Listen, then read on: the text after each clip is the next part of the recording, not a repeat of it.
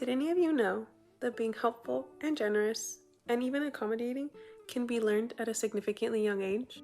Well, Mexican heritage families, as well as indigenous heritage families, have actually been keeping a secret from everyone. It's called being acomedido. But don't worry, I'll spill the beans for you. So there is no wrong way to be acomedido, but to get a better understanding, we can definitely get an outsider's perspective and ask my dad. A ver, apa, en tus palabras, ¿qué crees tú que es ser acomedido? And for my non-Spanish speakers, I just asked my dad what he thinks being acomedido is. Es una persona que está disponible a cooperar, a hacer cualquier cosa que se necesite. Translation is, it's a person who's available to cooperate and do anything that is needed. Being acomedido begins with culture. Culture may be defined as a group of people who historically participate in the same practices, customs, and beliefs. Being acomedido has a lot to do with the way a culture is set up.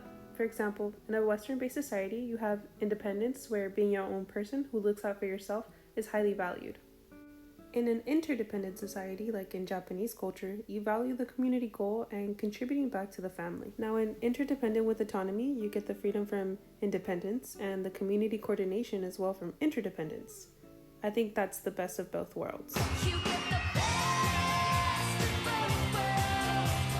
Being acomedido is talked about in Chapter 8 in The Cultural Nature of Human Development by Barbara Rogoff in Learning Through Guided Participation in Cultural Endeavors.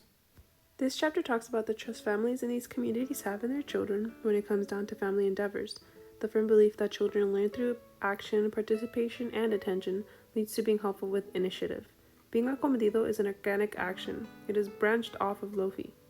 This teaches us how different cultures can organize opportunities for learning in diverse cultural communities.